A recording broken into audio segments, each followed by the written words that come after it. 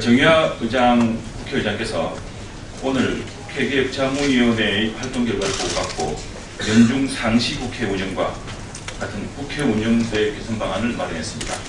정 의장은 오늘 국회 운영위원회에 국회 운영제도 개선 관련 법률 개정에 관한 국회의장의 의견을 제안할 계획입니다. 국회의장이 마련한 국회 운영제도 개선 방안은 연중 상시 국회 운영, 그리고 생산적이고 예측 가능한 국회 운영을 위한 것입니다. 정 의장께서 마련해서 국회 운영위원회에 제안할 국회개혁자문위원회 개선안 내용은 10가지입니다. 여기서 말씀드리겠습니다. 첫 번째는 연중 상시 국회 운영입니다. 지금 이 표가 크게 말하는 준비를 못했습니다. 만약에 보면은 1월과 7월을 제외한 전 10개월 내내 국회가 열리게 됩니다.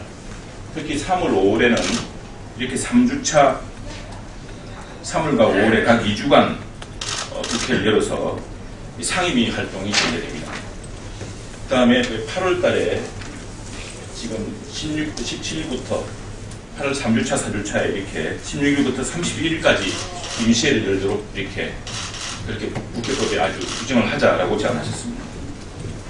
이렇게 되면은 급증하고 있는 의안 발의 또 의안 제출 건수에 비해서 지금 법률안 등 심사기간이 아주 부족합니다. 그래서 이 3월과 5월에 각 2주간 상임위원회를 열어서 법안 등을 심사하도록 이렇게 제안했습니다. 이렇게 그 국회 회기 일정가 이렇게 예시된 바대로 바뀌게 되면은 국회는 그야말로 연중 상시 국회를 통해서 매년 225일 이상의 본회의 그리고 상임위원회 활동기간이 확보되고 내실이 있는 의안 심사가 가능해질 것으로 보입니다. 다음 두 번째는 대정부 질문 개선입니다. 지금 현재 대정부 질문 일정이 여야 간 합의로 결정됨에 따라서 그 시기를 예측하기 어려웠습니다. 특히 임시회의 경우에는 회기 전반부에 거의 일주일간 실시됨에 따라서 상임위 법안 심사 착수 시기가 늦어지거나 하는 이런 심사기간을 제약하는 그런 문제가 있었습니다. 때문에 이 정기회에서는 대정부 질문을 현행과 같이 며칠 연속으로 실시하되 임시회에서는 4개의 의제로 나누어서 매주 수요일마다 1개의 의제에 대하여 실시하도록 이렇게 제안했습니다. 근데 1주차 수요일에는 정치 분야, 2주차는 통일 외교 안보 분야, 3주차는 경제 분야, 4주차는 교육 사회 문화 분야로 진행하는 방안을 제시했습니다. 물론 이 순서는 여야 합의로 변경이 가능합니다. 이처럼 대정부 질문 제도가 개선되면은 상임위 활동 기간이 특정 수준도 확보가 되고 또 대정부 질문 일정의 예측성과 또 국회의원들의 출석률을 높일 수 있을 것으로 기대됩니다. 다음 세 번째는 의사 일정의 요일제를 도입하는 것입니다. 지금까지는 국회 의사 일정이 교섭 단체 대표 간 협의에 따라 그때그때 결정되었기 때문에 국민이나 행정부가 사전에 국회 일정을 예측하기 어려웠습니다.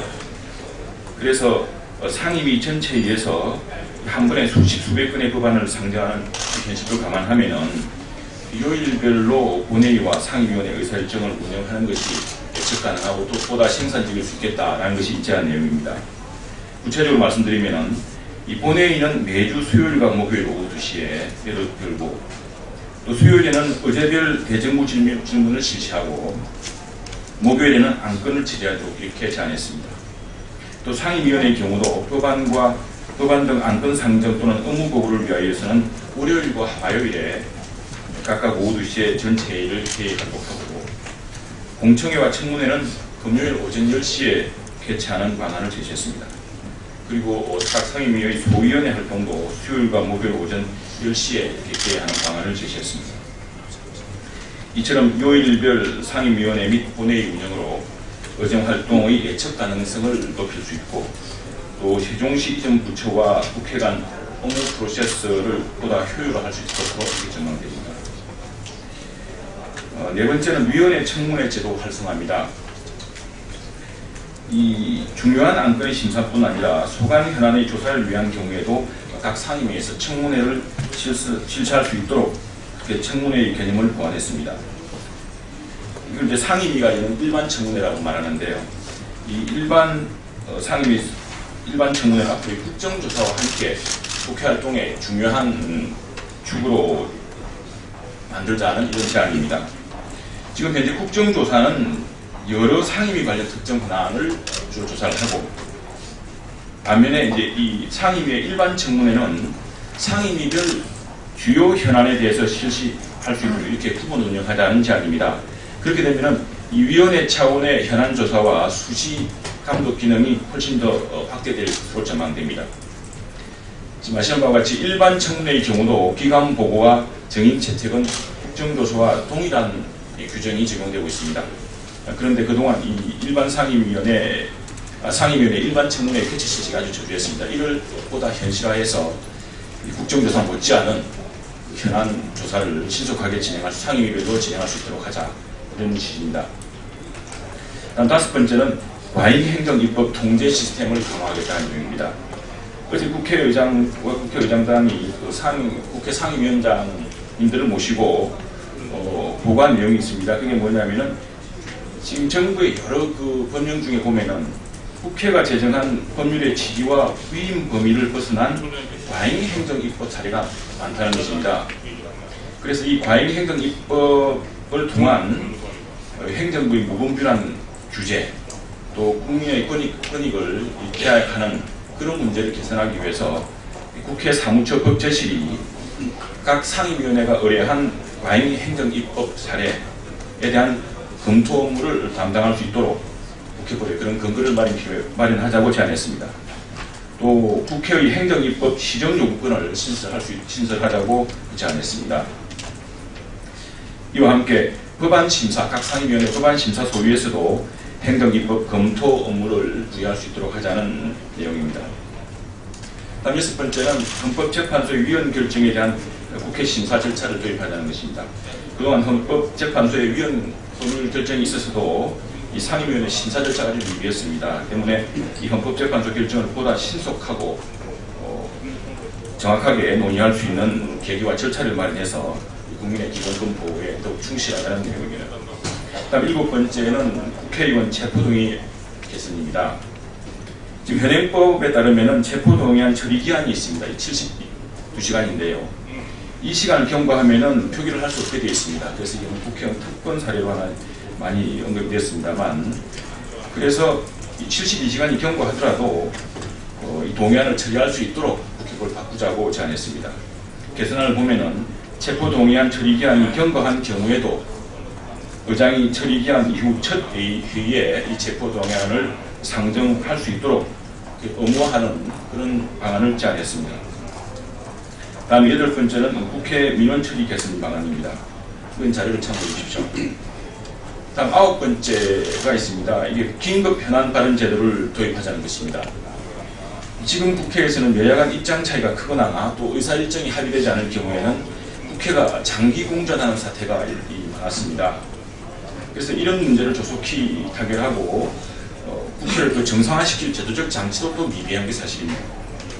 그래서 이 개선 방안에서는 회의 중에 현안이 되고 있는 중요한 사항에 대해서는 의원 20인 이상이 본회의 발언을 요구할 경우에 의장이 교섭단체와 협의해서 이를 결정할 수 있도록 했습니다.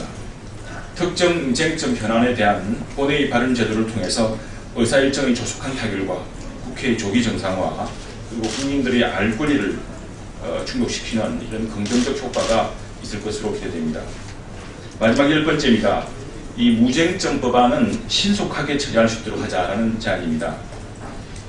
지금 그 상임이라든가 여야 간에 큰 쟁점이 없는 무쟁점 법안을 신속 처리해서 불필요한 정쟁을 방지하고 또 쟁점 법안에 대한 논의를 좀 더 집중할 수 있도록 이렇게 유도할 수 있는 방안입니다. 이를 위해서 법안심사소위원회가 위원 간 이견이 없는 법률안, 즉 무쟁점 법안을 지정하고, 물론 의결로서 지정하게 되겠습니다. 지정하면은 우선적으로 의사일정에 상정해서 심사하고 또 전체위의 심사 결과를 보고하도록 했습니다. 그래서 이 무쟁점 법안임을 명시한 법안은 숙려기간 경과 후에 법사위 첫 회의에 상정하도록 그렇게 제안했습니다. 이렇게 되면 무쟁점 법안은 보다 신속하게 국회를 처리할 수 있도록 되었습니다. 정의화 국회의장은 일하는 국회, 상시 연중 내내 일하는 국회, 그리고 투명하고 예측 가능하고 국회 개선 방안을 담은 이러한 개정안을 국회의장의 의견 제시 형식으로 국회 운영위원회에 제출할 것입니다. 이 국회 연중 상시 국회 운영 같은 국회 기획자문위원회가 마련한 이런 개선 방안은 향후 국회법 개정 때 올해 내 국회법 개정에 반영될 수 있도록 여야 원내대표를 비롯한 국회 운영위원들의 협조를 당부했습니다. 자, 이상입니다. 제 이 발표에 이어서 그러면 각 그 개선 방안 항목에 대해서 구기성 국회 운영위원 수석주무위원께서 여러분께 설명을 드리겠습니다. 예. 질문 있으면은 하시죠. 이 각각 방안에 대해서.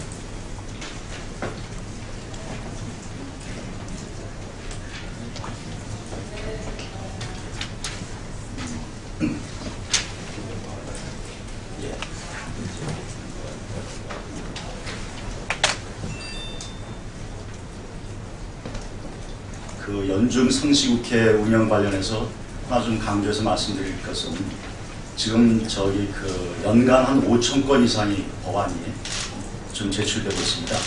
그리고 또 500건 이상 지금 안건이 결부되어 있는 위원회가 지금 9개 위원회가 됩니다.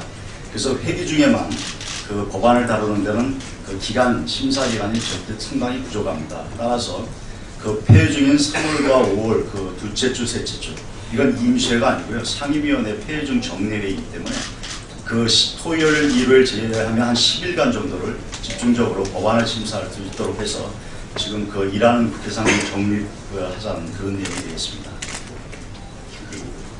그래가지고 그 뒤에 보시면 이제 캘린더식으로 이제 국회 내년서부터는 좀 캘린더식으로 이렇게 운영을 하자.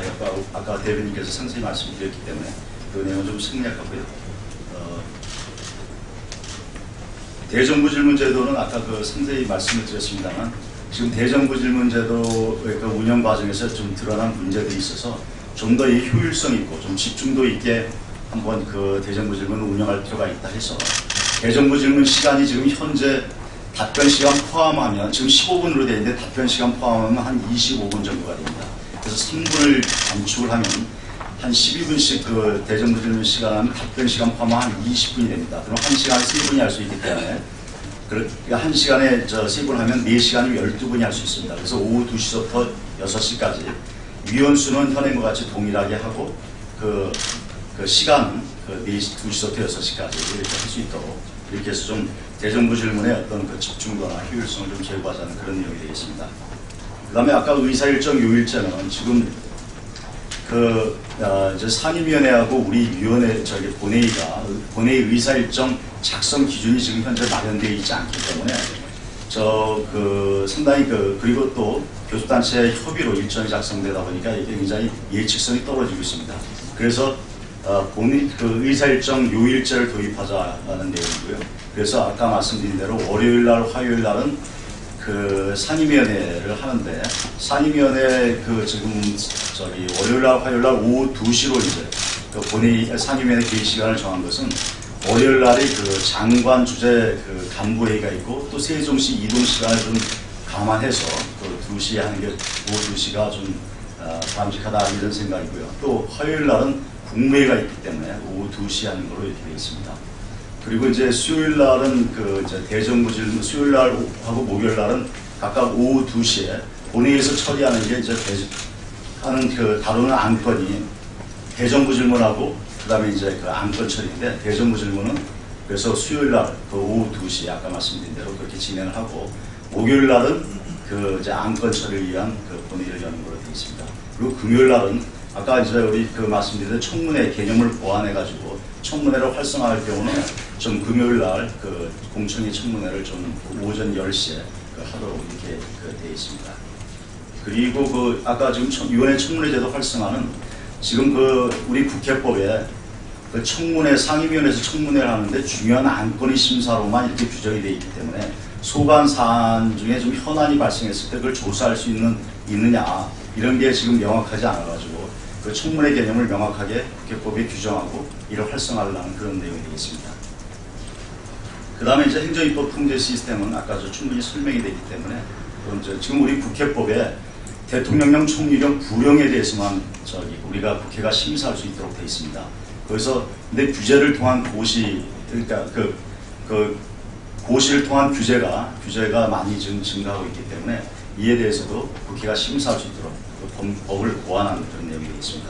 그다음에 헌법재판소 위헌결정은 그 위헌결정이 돼서 이제 국회 심사 규칙에 의해서 국회에 송부를 해주는데 그 이후에 심사 절차가 마련되어 있지 않기 때문에 소관위원회 위원님들이 지금 위헌결정 난 사실을 좀 알기가 좀 어렵게 되어 있습니다. 그래서 그걸 신속히 좀 알 수 있도록 하고 우리가 법안심사 소위에는 이런 절차를 마련해가지고 거기서 이제 국민들이 또 국민 권익을 충실히 보호하는 그런 내용이 되겠습니다.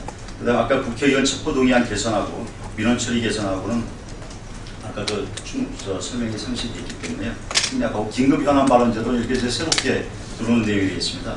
그래서 아까 말씀드린 대로 국회가 어떤 대형 사건이 발생했을 때 의사일정 미합의로 장기 공전되는 그런 사례가 종종 여러분들 잘 아실 겁니다.